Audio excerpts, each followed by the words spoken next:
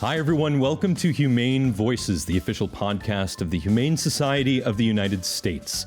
Carrie and Austin here talking about what fostering a pet means and how your new work from home schedule might be the perfect time to think about this. But before we dive into the world of fostering, Carrie, I wanted to talk to you about dog lovers that are in search of a pandemic buddy and the sharp rise of puppy sale scams this year. People are taking advantage. Yeah, it's really been crazy. I mean, there have been a number of really kooky stories about, and some of them are really heartbreaking, about someone who has gone out intending to get a new pet and ended up falling victim to what basically was it's almost like a ransom scheme where, you know, they offer this puppy and they tell them that, you know, they have to pay some sort of prepayment, and, you know, the whole thing just rolls out like yet another internet scam. It's really awful. Yeah, exactly. And you think, oh, you know, that would never happen to me, but they come up with these different emails and really good looking photos of the animals. And then they say, oh, of course, you'll see the animal as soon as you do this first payment, and then we'll get you going. And then it just kind of locks them in, and they complain. I mean, I looked at the BBB, the Better Business Bureau, and they just released some data saying that nearly 4,000 pet scams through September 30th of this year were reported in the US and Canada, more than twice the amount that was reported in the entirety of 2019. So Wow. you know, you're not alone if you're getting hoodwinked by some of this stuff. That's really, I mean, I wonder, like, the degree to which the sort of social distancing element of the pandemic is sort of exacerbating this, because since people are not necessarily wanting to meet up in person, you know, a lot of the guidelines that we have to avoid things like this, to not only avoid scams, but also to make sure your animal is coming from a humane place, are related to making sure that you meet the person, see where the animal is raised, see where the parents are kept, if you're actually going to a breeder. I mean, because of course we generally recommend go to a shelter or rescue first, naturally, but if you are looking for someone responsible, that we have certain guidelines around that, and I imagine they're trickier to follow this year. They're a lot trickier to follow because I would seem that the pandemic really puts a lot of those barriers and helps a lot of those scammers. But I'm thinking at least some of the red flags you can do for yourself. If at the very least you can have a Zoom call and see where the animal is being born or raised, if you can see the condition, and usually that scares a lot of scammers away. They'll say, no, I don't want to show you the video. And that's, you know, some issues there. Probably, although I was just trying to think if I could change my virtual background to a friendly looking farm in the country right now that looks like puppies romping through the right. Everything is fake now. You're I right. could be a dog myself. You don't know I'm a dog. I'm not a dog. Who knows? I could be a talking dog. You're right. We'll get some CGI on that. That's an issue. But anyway, so long story. This is the CGI. That's what I'm saying. This is the hair's covering the ears. Yeah. Well, long story short is it's bringing us full circle. If you want to buy a puppy online, it's very likely you're getting scammed. So be careful of that stuff. But as we're staying home and helping curb the spread of COVID-19, and you're looking to dip your toe into looking for a furry friend, either adopting or maybe fostering, you're coming to the right place. So today, our special guests on the show are Lindsay Hamrick, Director of Shelter Outreach and Engagement at the Humane Society of the United States, and Jenna Billiter, Director of Foster Programs at Humane Rescue Alliance. We're so grateful that you're both here. Thank you so much for sitting down and chatting with us today. Yeah, thanks for having us.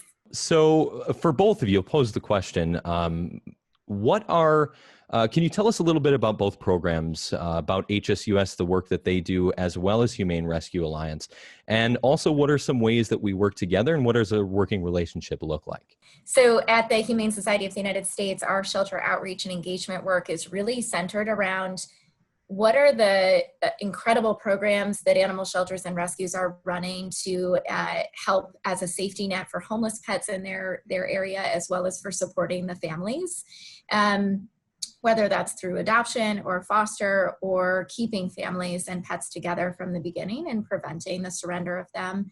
And so we work with almost 400 animal shelters and rescues across the country to really find out how can HSUS really support the work that they're doing, and how can we work collaboratively to support companion animals in our country. And the Humane Rescue Alliance is the shelter in the District of Columbia.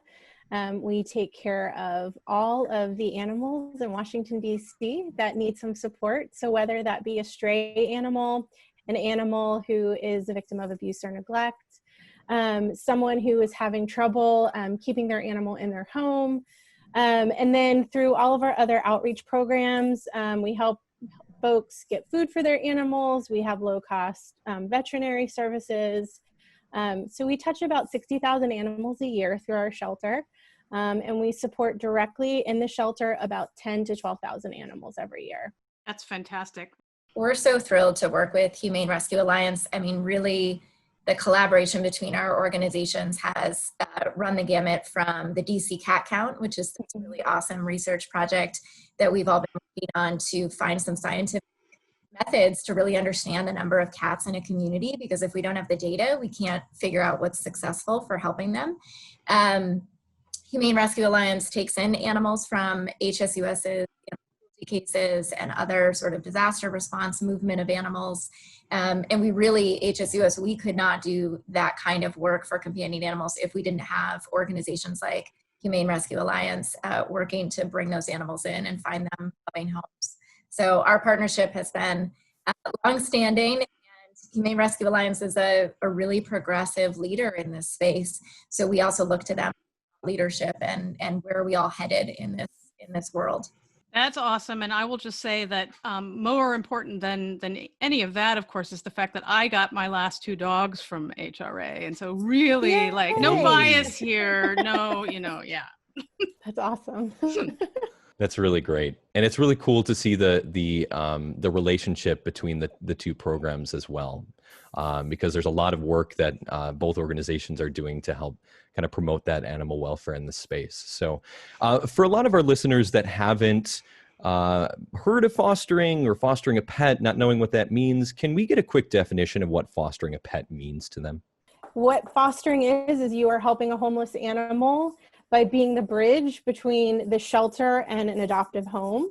So we just like to say you're providing a temporary loving home for an animal. And that's what fostering is. So Jenna, just out of curiosity, like, I would imagine that part of that bridge, like, are there things that are helpful that a foster home can provide that are sometimes harder to provide in the shelter that make that transition easier? Like, what are the sort of benefits, like pros and cons of that sort of setup? So we know, and research tells us, that a home environment is significantly less stressful for any animal as compared to staying in a shelter environment.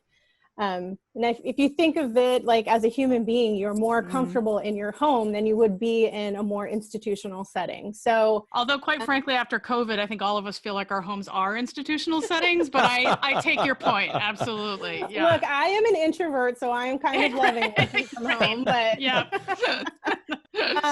But when it comes to being a foster home, we really just need folks who want to welcome an animal into their home. And when it comes to the specifics, that has to do with the animal and what you're able to support. And I will say at the Humane Rescue Alliance, there is a continuum of ways for fosters to be involved and support our animals that need a bridge to their adoptive home. So I'm so curious, the topical elephant in the room, with COVID happening, how has it affected public interest in fostering both locally and nationally? Yeah, so the national trends have been really crazy to watch. There was a week in April where the national increase in fostering was 720% compared to that same week in April of 2019. It's since leveled off, not because of a lack of interest or commitment by foster parents, but just because we have fewer animals in shelters during COVID. And so that week in April, I mean, there were shelters that had to hire more foster coordinators who had to make sure that there were enough resources and support for people who were fostering in a way that volume has never been seen in animal sheltering before. And so COVID really sped up how can we utilize home-based environments to support all kinds of different animals. And we're really excited to see all the innovation and programming that's happened this year around fostering. And Jenna, how did that affect your fostering model with Humane Rescue Alliance? Did it? It did. We were overwhelmed with the people in the community that wanted to foster an animal. I mean, we were seeing like 30 applications for foster parents, and it went up to like 1,700. It was bananas. So we had to, one, streamline our onboarding process, which was something I'd been wanting to do, and this just gave us the push to do that. So it made it even easier to become a foster parent for us. I use volunteers to help support animals while they are in foster, so that our foster parents have one-on-one support. That crew doubled, so we went from about 12 to 30. We got a new coordinator, and I switched from volunteer and foster to fully focusing on foster. So there was some staffing adjustments that were made. And then our processes, I think, really benefited from people having to social distance and stay home. For example, our adoption process from foster went from a significant multi-step, multi-building, it was kind of difficult to adopt an animal from foster beforehand, but now you just schedule a meeting with a foster online, you see the animal, you submit an electronic application, you get counseled online, and then you go pick up your animal. It's super easy now to adopt an animal. And the other thing that significantly changed was the volume of animals that we placed in foster. So prior to COVID, we really were only placing animals who were really struggling in the shelter, or we knew were going to have a really long length of stay, like bottle babies or older animals who tended to stay in the shelter for a little bit longer. Those were the animals that we were sending into foster. But because we had to shut our doors to the public, we needed a way to keep animals moving into adoptive homes. So all of those animals who would have normally been in a shelter environment, those guys all went to foster. So we have consistently month to month now doubled the number of animals in foster than we've had in previous years. And over the last few months, we've been consistently housing over 50% of our shelter population in foster homes, which is really exciting and something that we will continue to do moving forward. However the future unfolds, we know that we have a community now that will support animals in homes, and we want our animals to move out of the shelter and into foster homes as quickly as possible. So it's really been exciting. Yeah. And so it's like I hate to say this in the middle of the pandemic, but for me, as someone who loves Fosterland, it is like a dream come true for all of these things to have happen. So we need some silver linings. Seriously. Yeah, there you go. Yeah, and if I can add, as a foster parent myself, because this is all about me, I had to wait. I mean, I've been a foster parent for like 16 years, and I had to wait for foster animals this year because all of these new people came to the table, and understandably, the shelter wanted to engage them in the moment that there was a lot of attention on it. And so I sat around all spring, like waiting for a foster animal. I know, that was the hard part. Fosters did have to wait, which was, hard for them. Yeah. Well, that's a good hard thing to have. Just out of curiosity, like, and I'd love for both of you to speak to this maybe, because I know that there's, there's this ongoing sort of mythology, I think, among the public and maybe to a degree within shelters as well, that you have to have really intensive screening for adoptions or for fostering. And so I was kind of wondering, how are you guys moving on that issue about like how much screening you need to do? And is it different from how you screen a foster home different than how you would screen a permanent adopter?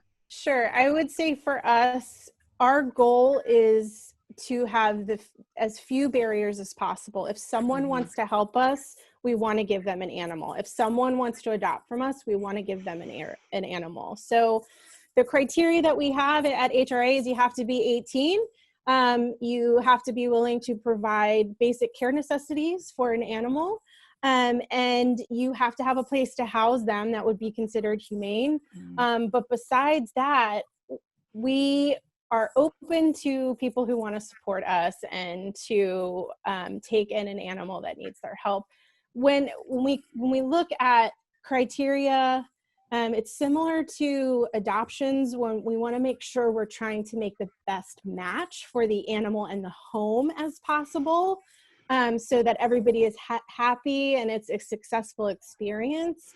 But as far as someone raising their hand and saying they want to foster or adopt, we want to do everything we can to make sure that we can make that happen. Yeah, I would echo that. I mean, I think nationally, one of the things that the pandemic brought about was, how do we make things more efficient? How do we welcome people into our circle of compassion in a way that really supports that bond and finds matches? And the only caveat to it is that there are a handful of states that have some regulations around fostering. And certainly when there's a state law that's requiring, there might be an extra hurdle, but we've been so excited to see how many organizations have really slashed the barriers that existed both in adoptions and in fostering in order to get as many animals into homes as possible. And Lindsay, you said that you had personal experience. You fostered before. I know, Jenna, that you fostered as well. Lindsay, I'll throw it to you. What am I responsible for as I'm fostering a pet? Yeah, it's specific to the organization that you foster for. So the first step would just be to reach out to your local shelter or rescue and find out what their process looks like. But I can say 9 times out of 10, you truly are just responsible for the things that Jenna mentioned. And what the organization is offering is supplies, food, toys, bedding, a crate if you're working with a dog who needs that kind of equipment. The veterinary care that's involved is almost always covered. So anything that might pop up medically or spay neuter when they're old enough. And of course, any behavioral support that you might need, because even in situations where you're fostering an animal who maybe didn't have a history of behavioral challenges, there's always going to be a transition when those animals go into a new home. And so what to expect, how to help them decompress, how to not rush introductions with your own animals, and try to keep that transition as peaceful as possible. One of the things I wanted to ask, so how many pets have you each fostered over? Can you keep track even, Lindsay? It sounds like you've shaking your head. No. It sounds like you might have a little bit of a problem. I want to preface this. I'm going to preface this answer with the fact that I only have one hospice cat right now. So please keep that in mind. I have probably fostered about 300 animals. Wow. What? Mm-hmm. Oh my gosh. Jenna, how about you?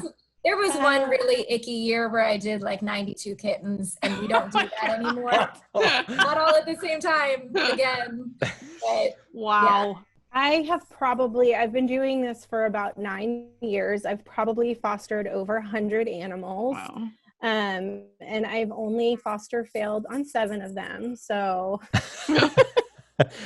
let's talk about foster fail. What is a failed foster? Can we talk about that for a second? yeah, so the goal with fostering obviously is that temporary portion of it. So the goal is goodbye, but sometimes you just fall in love and you can't bear to say goodbye. And so you end up adopting the animal yourself. And I will just say that I still have a perfect record that I've never kept a single foster. Wow. Highly impressive. Yeah, Lindsay, that was one of the things that we definitely wanted to talk to you guys about, because I think that one of the things that makes a lot of people hesitate about fostering is this fear that they will get attached to any animal they foster. And so do you guys have sort of strategies to sort of work through that? You know, like, oh, I'm falling in love, I must stop myself. So I would say the first few times that you foster are probably the hardest, with the caveat that over the years you will meet some really incredible animals who fit really beautifully in your home, and those are hard to separate from because there's no real reason to rehome them except that you know that they're taking up a spot in your house. So I think that people need to figure out what their balance is.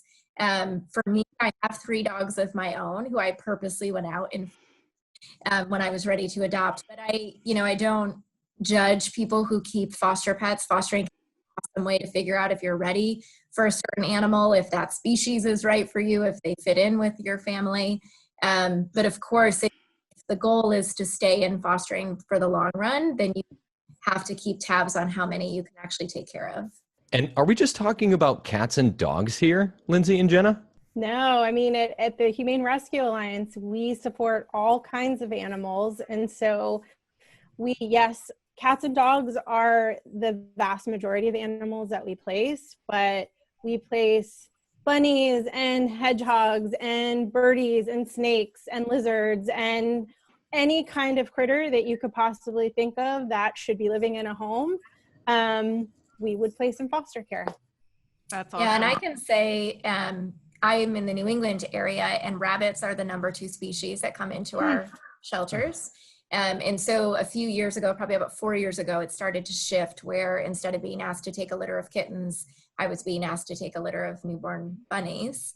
And I think if you're interested in fostering, for me, one of the most rewarding parts of this is learning about different species and really growing your own personal knowledge of like how cool all these different animals are. So I really welcome those trends and what's needed out there. Where do you guys look for good resources on, like, to help build your knowledge if you're thinking about starting to foster and you want to sort of build up your knowledge about the particular species or the kind of animal that you're taking in? Yeah, I'll do a quick shout out for the Kitten Lady. So the Kitten Lady, she has a mass amount of videos. She has a book out, like really it walks foster parents start to finish through raising kittens, which is one of the most vulnerable populations nationally. And then of course there's a range of resources you can access if you're working with dogs, or House Rabbit Society was the place that I went to when I was doing bunnies. And of course the organization that you're fostering for will also be able to help you figure out the basics. I just want to add a fun fact about small animals. So we have placed a couple of pregnant guinea pigs in foster. Oh my God. One, a pregnant guinea pig is adorable because it's like a big stuffed baked potato. But like, guys, the guinea pigs come out like totally ready to go as guinea pigs. Like they don't come out pink and weird. They come out like furry. They like nurse for like a day or two and then they start eating like regular food right away. Wow. And like, it's perplexing to me that like 4 baby guinea pigs can come out of a mom because they are like, they're not tiny critters. So this was a part of my learning curve with small animals. And I just think it is quite amazing. So please foster a guinea pig and maybe you will get a pregnant one and it will be super fun. So just one of our media team actually just did, and like, man, that guinea pig just flew off the shelf too. Like I think Anna had that guinea pig for like a week before she managed to find it at home. Yeah. I mean, they're so cute. Their little burbling noises just kill me. So I was curious, for both of you, either one can take the question, but what does the future of fostering looking like for both of you? And I'm talking about definitely long-term, but also kind of short-term after, fingers crossed, COVID ends. Hopefully within the next year. Are people going to revert back? I mean, what is it looking like for both of you in this space right now? Yeah, so there's so many places this can go, right? So I would say that my hope is that COVID gave people a chance to try it, whatever their hesitations were before they tried it. And so now we have thousands and thousands of new foster parents understand what it really is like and maybe have fine-tuned what their home is the best fit for.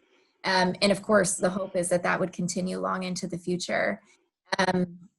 The other piece that I'm really excited about is there are so many people in crisis, and the pandemic, of course, has exacerbated that. And we're watching for trends around fostering of owned pets. When somebody is facing eviction or hospitalized because of COVID, or all kinds of other reasons that come up in the human world, how can we support them so that they can be reunited with their pets in the future? And we're starting to see that trend. And I think that as the homeless pet population continues to decrease, really that could be the future of fostering. Yes, to all of what Lindsay said. And I would just like to add, I have aspirations that fostering is just something that you do. Like you donate your clothes to your local charity, you foster animals from your local shelter, your local rescue. It's just something that you do to be a part of your community and support the needs of your community. So I hope this was the push that we needed to get fostering out there, get people comfortable with fostering, talking about fostering, and it will motivate even more people to participate in fostering. Yeah, that's awesome. I mean, It's really, in some ways, like, it's because when we're talking about fostering and the future of fostering, we're really talking about the future of sheltering as well, because as that sort of population of homeless animals goes down in sort of sporadically around the country in different places, I think the sort of role of the animal shelter will change too. And it's really exciting to see that start happening in communities, because really what that's about is an enormous success story, because the idea that animal shelters could have done that in like the 70s was it seemed so out of reach. And now like the achievements of the animal welfare community have been so vast that we're actually at a place where shelters can think about providing resources to owned pets. That's incredible. Yeah, and I think our communities are set up to do it anyway. I mean, how many of us or people we know who have taken in a friend's pet because they had to go through a transition, or a family member passes away and we take it, until we can find a new home for them. I mean, the sheltering community doesn't necessarily have to own all of this. The expertise they hold and the experience they hold is really a valuable resource. But I think our communities do this every day and we don't hear about it. And I think that's a really beautiful thing. Well, I've got a question for both of you. Like, do you guys have any, I'm sure there are tons, but is there a particular foster that you have taken in who really sort of stands out in your mind, like their story, how you ended up fostering them, their particular quirks, and who they ended up going home with? Jenna, you go for, I need a moment. Okay. You gotta go through your Rolodex. Animals. 300 of them. I will say they have all been really special to me, and I usually take in animals that have really special needs, and I focus on kittens just because it fits really well with my gang of critters that I have in my home. But there was a little kitten, and he was about 5 weeks old. His name was Shrek. And he had a sister, and we named her Fiona. But he had something that caused his legs to splay out. He couldn't keep them underneath of him. And so we just used a little bit of medical tape and taped his legs together. And we did like some physical therapy. And within like a week or two, he was totally running around like a normal little kitten. So that was probably one of my favorite kittens that I've ever fostered, just because he had such a great little spirit, and it was kind of fun watching him. Like, he couldn't quite like figure out the motor coordination of the back and front legs. So we do all these like weird breakdancing moves, which was super fun to watch. So. Yeah. And, back to your point, Carrie, like the point of fostering is to fall in love and to be attached. Like, it's okay to have an emotional connection to all of the animals. I sort of joke that I love all the animals I fostered, but I haven't liked all of them. like some of them are just not a great fit for my family, and I offer what I can to them, and I'm not super sad when they find it. But I'll speak from the most recent group. I had raised a litter of kittens. There was a pregnant cat that came to me, and she gave birth here, and so this combination of personalities in that litter just was like the cream of the crop kitten. Like, they just were confident and social and troublemakers, and I couldn't wait. And I ended up adopting them out to all of my friends so that I can track them on social media like a psycho. They're crazy, awesome cats. And it is hard when you're with an animal that really fits in nicely in your home. Side note, I foster bottle-fed lambs sometimes. Oh my God. The expressions you're all giving is the appropriate reaction to that. Way to bury the lead. Oh. And lambs imprint on you. So because they're time you get them. And so they legit think you're their mom, not in the way that cats and dogs do. And so when I have to send them to sanctuary or wherever they're going, they legitimately scream when you leave. Oh God. And it so if you all want to torture yourselves in fostering, start with lambs. Yes. Oh my God, now Lindsay, I'm going to have to, do you still hear them, Lindsay? You wake up in the dark and hear the terrible shrieking of the foster lambs. Well, it's a much better context in this case, I guess, than the Hannibal one. So I know that you mentioned prior, Lindsay, that or Jim might have mentioned as well, that there's a large variety of animals available, but many are cats and dogs that usually get fostered out. Is there like a one size fit all for every foster potential?